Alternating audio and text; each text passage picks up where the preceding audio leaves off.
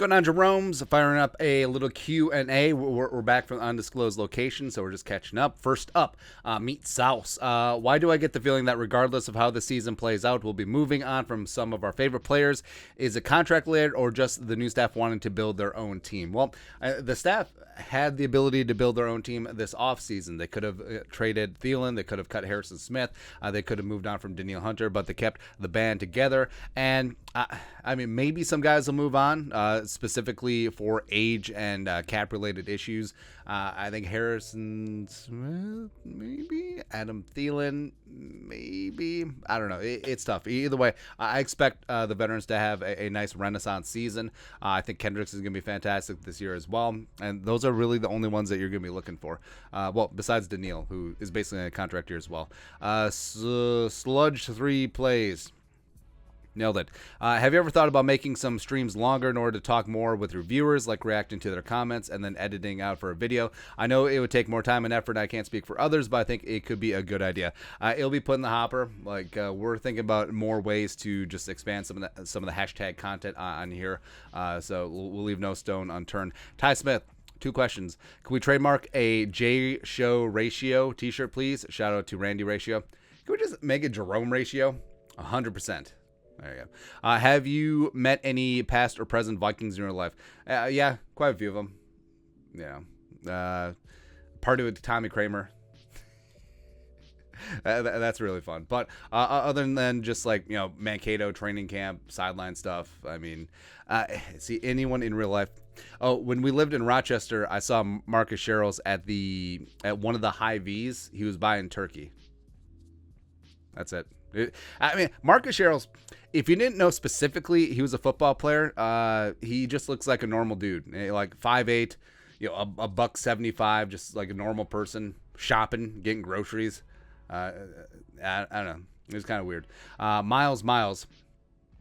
Can you explain 4-3 defense versus 3-4 defense, how the Vikings will utilize them differently? So the main difference, the main difference is in the front 7. So it's the deployment and alignment of the defensive linemen as well as the edge rushers. So in a 4-3, you have your traditional edge rushers. Sometimes they're going to be outside they're going to be a wide outside of the tackle or the tight end, maybe even a wide 9, just really getting out there. But they're going to be your primary edge rushers. So think of Everson, think of Danielle, think of Jared Allen. Those were 4-3 defensive ends. And then on the interior, whether you're playing an over or under, you're going to have a nose tackle who can be head up as a 0 tack or shaded as a 1 tack, and they're going to have that 3 tack who's going to be blown up that B gap. And then for a 3-4, you have your nose tackle, again, who can be a 0 or a 1. He basically, you want your 3-4 nose tackle to be like a Vince Wilfork. You want him to take up multiple gaps and multiple offensive linemen.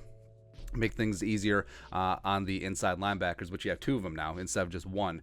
And then the defensive ends are going to be a little shaded a little bit more inside. They're going to be more on the outside shoulder of the tackle, playing that 5 tech spot. So their job, it's sort of like a 4-3 defensive interior lineman where their job is to absorb bodies to allow the linebackers to make plays. So that's the job of the defensive end in that role. And then your stand-up outside linebackers, think of your think of your Zadarius Smiths of the world, think of the Khalil Macks of the world. Like those guys are just going to go out and get after it. And then, like we said, the 4-3, the linebackers, sometimes your Sam linebacker is going to rush, even though they should use Anthony Barr more in that role. A weak side linebacker is Eric Kendricks floating out there on the weak side of the formation, able to float around, make plays. The middle linebacker, I mean, just got to be a hardcore dude. Think of like Ed McDaniel. You're going to take a lot of abuse. You got a lot of dirty work in the middle. And then 3-4, you got 2 inside linebackers who are going to be patrolling the middle of the field. Kendricks is going to thrive in that role. Love it. Next up, Jaeger Bard. How do you think Kevin O'Connell will handle the pressure of calling plays for the first time? Feels like the first time, and coaching the whole team during a game. Also dealing with the decision that goes into the game while being a head coach. It's not his first time calling plays. He called plays for a stretch there in Washington, but in Los Angeles the last couple of years, obviously Sean McVay is calling the plays, but Kevin O'Connell very involved in the game planning as well as game day operations. So I don't think that it'll be that big of a leap. I think that he's a guy who, quarterback first and foremost, who risen up through the ranks, quarterbacks coach, OC, play calling OC. So I think he's going to be perfectly fine managing the game. And also the way that he's approached this offseason, like he understands that he is the head coach of the entire team, not just the offense. Reptar, who's going to be this year's Mr. Mankato training camp surprise? Also, are you planning to go to any games this year? Not planning to go to any games, although London is still a possibility. We'll see. Mr. Mankato training camp surprise. I'm going to put my dough on Jalen Speedy Naylor. I think that he has a chance to really surprise. I think maybe he'll win the punt return job, beating out guys like ISM or BC Johnson. Not saying that they're going to have bad camps, but I think Jalen Naylor has a chance to really impress, show up. Or I'll also put Tristan Jackson, the former Ram of UDFA out of Syracuse. I'll throw him out there as well. Then we got to pick a defensive guy. Why not? Let's go with a Caleb Evans, a 4th-round pick from Mizzou. I think that if he has a chance to be out there, go get some, man. Hadrian S. I'll let others ask season and team relevant questions. I'm already pumped for this season and have a complete faith the Vikings will find a way to make it deeper in the playoffs. The triumvirate is no more. Spielman, Crasius, Zimmer, Pompey, Magnus are gone. All that's left is Kirk, Julius Caesar. Now, Kirk would not be Julius Caesar in this case. Now, but I understand in terms of the departed. Spielman dying out in Syria and then Zimmer just going out. How did Pompey go up? Oh, Pompey was killed after the battle with Caesar, right, in Egypt. Doesn't matter. Vikings making the Super Bowl dropping. Are you dropping $25K for you and the missus to go? I don't know. Like the Super Bowl, it's not like a home game. It's very corporate. More than half the stadium, the people don't care who wins or loses. So I feel like the experience of a Super Bowl, yes, it is the freaking Super Bowl, but if you're rooting for one team, it's not the same, man. It's not the same. Even though, yes, it'd be beautiful to see your team win a championship, it's not the same atmosphere. Like if you're hosting an NFC title game or AFC title game, whatever. I mean that energy, like that's right there. Plus, there's extra TV timeouts. Halftime is extra long, and it's just so like hermetically sealed and corporate. All right. But, I mean, it's a great event if you have no skin in the game, other than maybe a wager or two. Who knows? Let's see. Ryan Marshall. What end result do the Vikings have to blow up the current roster? If this were to happen, would you trade number 8? I don't know. Like, I don't see the Vikings outside of catastrophic injuries all over the place, knocking on wood. If they go like 2-15, then I guess you would blow it up.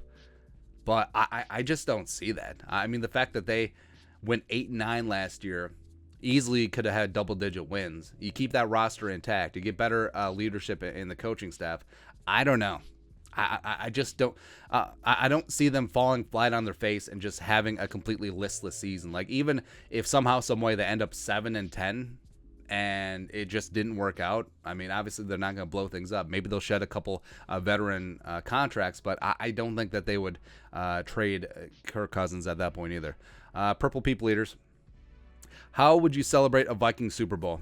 Well, probably do like a 24-hour live stream, and it would be the highest rated video ever. Any special plans you've thought of? All the 4 locos. No, we'll think of someone. We'll take the world's smallest Packers stock certificate and we'll just burn it, light that thing on fire. Derek Baker, based on what you've seen so far, which 2 teams, one from the AFC, one from the NFC, do you expect to be the biggest disappointment to its fans, to the mainstream media? P.S. Hope is all good with you and your family. Shout out to you too. Biggest disappointment, well, NFC, got to go Packers, because I feel like the fans think that their team is just as good without Devontae Adams, but they're going to be in for a shock. I mean, that defense is going to be legit, yes, but I mean, Alan Lazard is Alan Lazard. Sammy Watkins is Sammy Watkins. He ain't Devontae Adams, man. It's going to be rough. Plus, I do think that losing Nathaniel Hackett will have some consequences. Rodgers, you clearly got along with Hackett.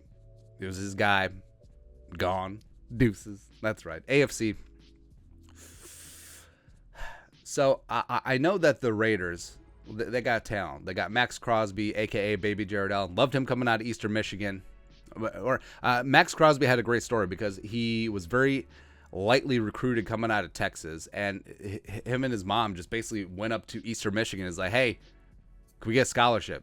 and he blew up the MAC. He's fantastic. But they got Chandler Jones and Devontae Adams, but I think that the Raiders may end up last in their division. And it won't be because they're booty, but because the division's so stacked. Like, they might go 8-9 and end up 4th in their division. It's rough. Let's see. Who else? Derek Grandal. Would it shock you if Kirk finished in the top 5 or even top 3 for MVP voting in his first year under O'Connell? Also, can't wait to see what Jefferson does this year. Skull, keep up the awesome videos. Hey, thank you. I think that the natural bias against Kirk could keep him down in the AP MVP voting, but I wouldn't be shocked if he finishes a lot higher than people think. Like top 10, sure. Top 7. Possibly. Say the Vikings win the division. Kirk throws for 4,700 yards. Jefferson flirts with the Triple Crown. Maybe he wins it. The Vikings have a top 5 offense. You got to consider it. Absolutely, you do. And Jefferson is just going to destroy this year. Justin Ole, do you think we could possibly see both Sue and Treader brought in the same offseason? I don't think it will be both. I think there's a possibility of Sue. I think there's a possibility of, Sheldon Richardson still, potentially. But I don't think Treader's going to start training camp on a roster. I think that if a team has performance issues or if a team has an injury, maybe they'll consider bringing him in. But, his medicals have to be checked out because, he didn't even practice last year. I'm sure he played great in the game, but we talk about practice. We're talking about learning a relatively new system, even though there's a lot of crossover. So, I don't know. Cole Habza. Thoughts on the Vikings getting some respect from the national media? Colin Cowherd. If you didn't see it, said so we talked about yesterday, Colin Cowherd picking the Vikings being the most improved team this year. Didn't say 16-1, doubling their win total, but I certainly see them improving. 13, 14 wins. The schedule is breaking right, and hopefully they're going to be peaking. We'll see. Ryan Marshall. Would you rather the Vikings be an average team forever, 500, draft in the top 5 from time to time, and win a chip? Well, given those two options, obviously you're going to go one that wins the championship, except they're not mutually exclusive or they're not connected. Like, you don't have to be drafted in the top 5 and then win a Super Bowl. Like, when's the last time that the Patriots drafted in the top 5? Huh? When's the last time the Chiefs were in the top 5? When's the last time the Bills were in the top 5? A while ago, right? Was it Marcel Darius? Maybe? Something like that. Or just 500 forever. Because I feel like that's a misnomer where teams can be competitive. They can have a modicum of success, and then they can build their franchise correctly. It's not all about just getting high draft picks. Because if that were true, how come the Jets haven't won 17,000 Super Bowls in the last 5 years? Or how come the Lions haven't won, or the Browns, or the Bengals? About that. Elijah Alsop. If in the next 2 years the Vikings are pretty good, and not getting their getting top tier draft picks, would you rather put together a trade package, Niners for Trey Lance, or a top quarterback in the class? Blah blah blah blah blah blah blah blah. Yes, I think that I think the Rams actually had a good model where the Rams in recent years before they won the Super Bowl, they have had success under McVay. They went to a Super Bowl and lost, the most boring Super Bowl in NFL history against the Patriots, and then. I understand what Les Snead was doing, packaging those picks because you can be drafting late anyway, trading for players that you know are good right now, and just getting after it. And I think the Vikings certainly could do that. Stephen Lockray. With 20 game days upcoming, what menu variations, I see it, are top to get best out of each chance to chow down? I always like stuff on game day that's easy, that isn't... isn't futzy, like something that you don't have to like constantly look after. So soup and chili are fantastic in that regard. If you do like a brisket or pulled pork, you gotta do it the day before, because otherwise you're gonna be getting up at midnight putting that thing on, unless you want to do that. Chicken wings, easy to do, yes. Burgers, brats, very easy to do as well. And just something that you can get done before the game, even before the pregame, and you don't have to like worry about it. Yeah, of course, pizza is always a winner as well. John Hudson. I just read an article that says the 2000 Giants listened to the headsets of the Vikings in the championship game. Robert Griffiths said they knew what plays would be ran every time. Guess who was the Giants OC then? That POS Sean Payton. Twice he has cheated the Vikings out of a Super Bowl. Sorry, not a question, just angry. Well, I've not heard that. But if those allegations are true, I mean, man. Hey, congrats on cheating and then getting your ass whooped by the Ravens. Dalton M. Peterson. Which free agent tight end would be the best fit in KOC's scheme? I think tight end depth is a huge concern for this team. Getting a reliable, experienced tight end would make me feel less worried.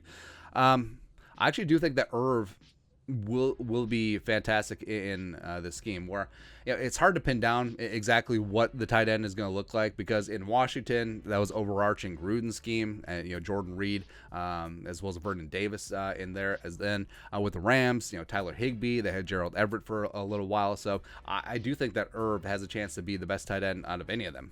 There you go. Mark Willis. Seriously, how do we get to the bottom of Wyatt Davis? While I understand what an All-American represents, is it a largely irrelevant award? He was a two-time AA, correct? Yes. Did draft Knicks hate the pick?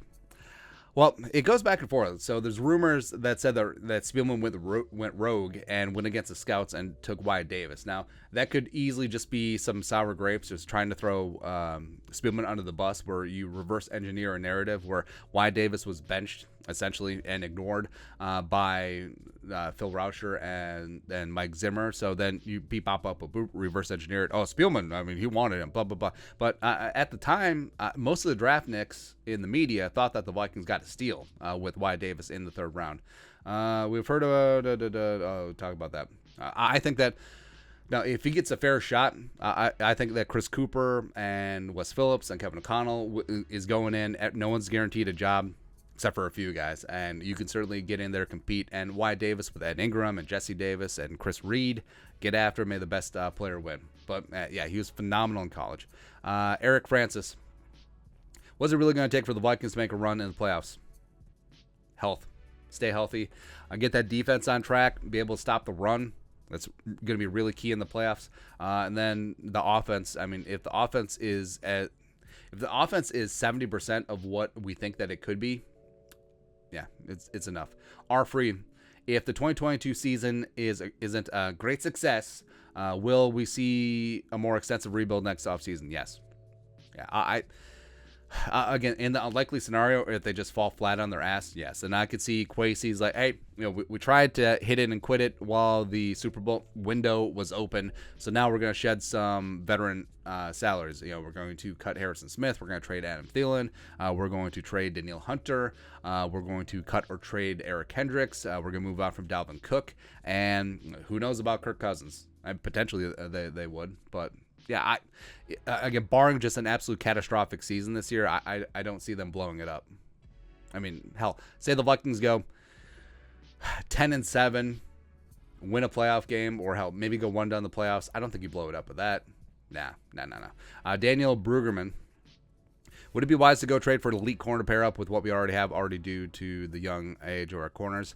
I wouldn't be against it, but then again, who are you going to trade? What's the compensation going to be? What's the cap going to look like? They can work that out. Yeah. Miles, if the Vikings make the Super Bowl, what team are they facing if you had to wager?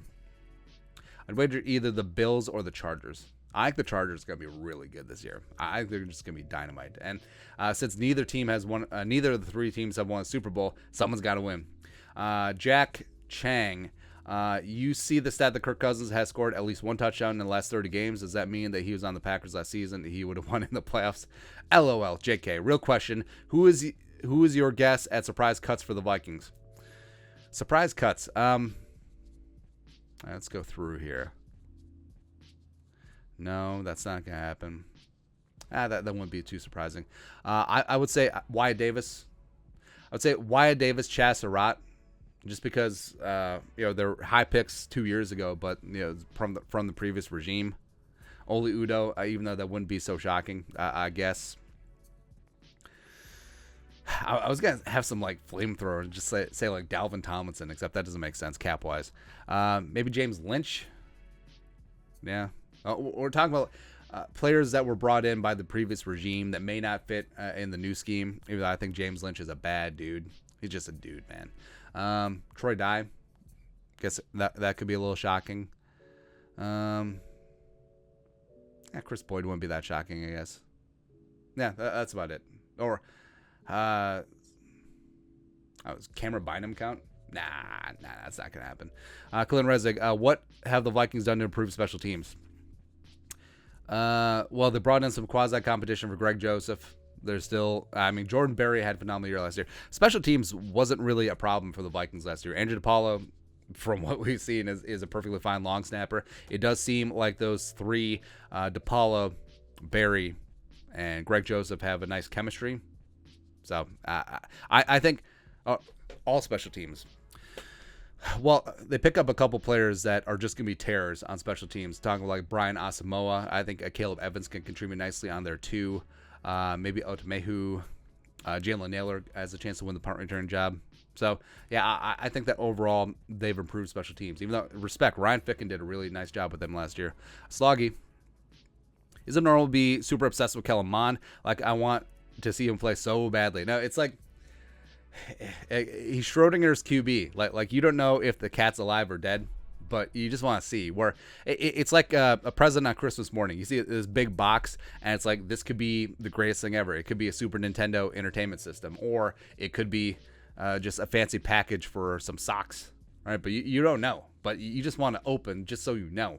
And I do think that Kellen Mond has the potential. I think that he has the traits. I think he has the leadership. I think that he has the arm and the game, and I think that he could get after it as a potential future franchise quarterback. But you don't know right now. And yes, you do want to find out. Yes, you want to see him play more extensive preseason. Yes, you do want to see him as the QB2. Yes, you do want to see him actually get a fair shake with the coaching staff. And I think that's what's exciting.